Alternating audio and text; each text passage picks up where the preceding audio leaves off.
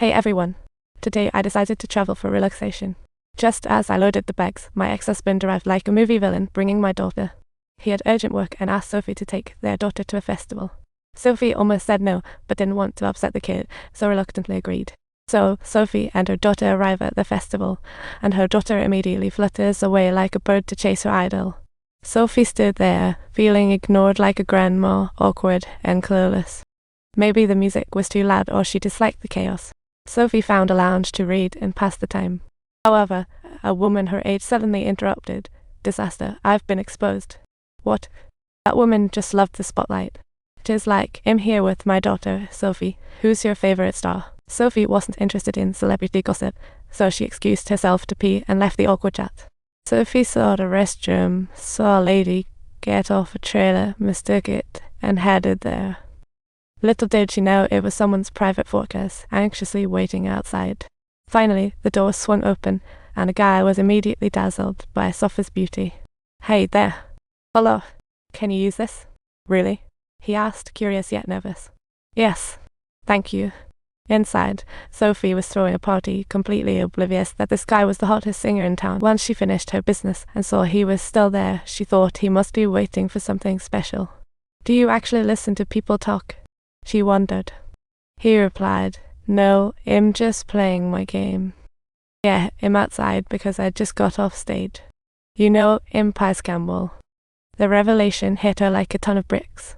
She realized she had barged into someone's private kingdom. Sophie wanted to make a hasty exit, but the guy's charm was like a magnet pulling her in. Realizing his intentions, Sophie didn't want to embarrass the star, so she stayed and mentioned she was there with her daughter. She turned down his drink offer because she didn't want to risk driving back with her daughter, safety first. He looked shocked. Your daughter is the woman of black technology. I did a little investigation. Oh my goodness, this is really getting complicated. Just then, her manager came in to hurry the star along, and without hesitation, the star took off her jacket, ready to jump on stage. Sophie quickly turned around, only to sneak a peek at the star's smoking hot figure she couldn't resist. Once she got dressed, the manager swooped in and ruined the romantic moment. Sophie seized the chance to sneak out of the dressing room. It wasn't her fault, fate had already recycled. At the signing event, the August moon band's appearance set fans boiling. Sophie finally realized how popular the band was with the kids. Just as Black Tech took a seat, she spotted Sophie and they exchanged knowing smiles. Sophie felt nervous following her daughter for autographs, but the manager rushed them for the show. The August band went all out on stage, igniting the crowd in an explosion of energy. Sophie felt the vibe, swaying along with her daughter.